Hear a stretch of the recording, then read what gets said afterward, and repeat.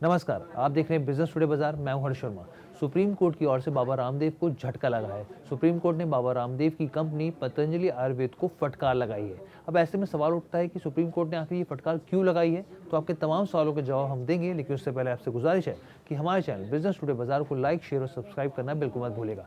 तो Indian medical association ने पतंजलि के खिलाफ भ्रामक विज्ञापनों को लेकर एक याचिका दायर की थी। मॉडर्न मेडिसिन सिस्टम यानी कि आधुनिक चिकित्सा प्रणालियों के खिलाफ भ्रामक दावे और विज्ञापन पब्लिश करने को लेकर ये फटकार सुप्रीम कोर्ट की ओर से लगाई गई है।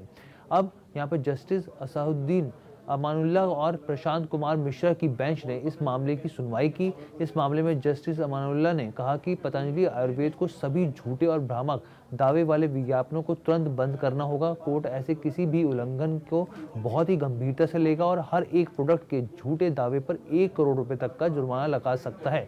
यानी कि सुप्रीम कोर्ट ने कड़े शब्दों में कहा है कि अगर इस तरह की स्थिति रहती है तो 1 करोड़ रुपए का जुर्माना भी लगाया जा सकता है। देश का सबसे बड़ा कोर्ट यही नहीं रुका। इसके बाद कोर्ट ने निर्देश दिया कि पतंजलि आयुर्वेद भविष्य में ऐसा कोई विज्ञापन प्रकाशित नहीं करेगा और ये भी सुनिश्चित करेगा कि प्रेस में उसके और से किसी भी तरह के कैजुअल स्टेटमेंट ना दिया जाए। यानी कि बहुत सोच समझकर बयान मीडिया के सामने देने की सलाह दी गई है। बेंच ने यह भी कहा कि वो इस मुद्दे को एलोपैथी वर्सेस आयुर्वेद की बहस में नहीं बनाना चाहती है, बल्कि भ्रामक चिकित्सा विज्ञानों की समस्या को वास्तविक समाधान ढूंढना वो चाहती है। इसीलिए इसका सोल्यूशन ढूंढा जाए, इस पर फोकस किया जाए, ना कि वर्सेस किया जाए। सुप्रीम कोर्ट का साफ तौर पर यहाँ पे कहना है।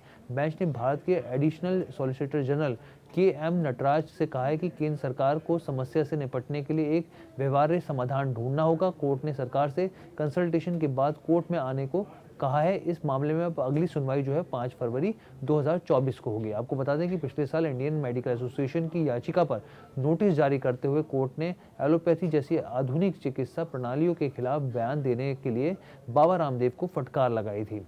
आपको ये भी याद होगा कि बाबा रामदेव ने दावा किया था कि उनके प्रोडक्ट्स जो हैं वो कोरोनिल और जो सारी जिस तरह के प्रोडक्ट हैं वो कोरोना के खिलाफ इलाज के लिए एकदम बहुत ही शानदार है। उनका साफ तौर पे कहना था कि इससे कोरोना को हम लोग इससे जीत सकते हैं। लेकिन इस दावे के बाद कंपनी जो बाबा रामदेव की पतंजलि है, आयुष्मान मंत्रालय की ओर से उस पर फटकार लगाई गई थी और इससे जुड़े जो भी प्रमोशन थे उस पर तुरंत रोक लगाने को कहा गया था। 2015 में भी कंपनी ने इंस्टेंट आटा नूडल्स लॉन्च करने से पहले food safety and regulatory authority of India यानी FSSAI से लाइसेंस नहीं लिया था। इसके बाद भी पतंजलि को फूड सेफ्टी के नियम तोड़ने के लिए एक लीगल नोटिस का सामना करना पड़ा था। तो ये ओवरऑल खबर थी कि सुप्रीम कोर्ट की ओर से बाबा रामदेव और पतंजलि को फटकार लगाई गई है और किसी भी तरीके से भ्रामक विज्ञापन या फिर इस तरह की चीज़ें करने को लेकर साफ सख्त लहजे में सुप्रीम कोर्ट ने कहा है कि अगर इस तरह की चीज़ें जारी रहती हैं तो आगे चल के आपको 1 करोड़ रुपए का जुर्माना भी पर बयान पर देना पड़ सकता है। तो कैसी लगी आपको ये वीडियो, आप हमें कमेंट करके जरूर बताइएगा। बिजनेस टुडे बाजार के साथ जुड़ने के लिए आपका बहुत बहुत धन्यवाद।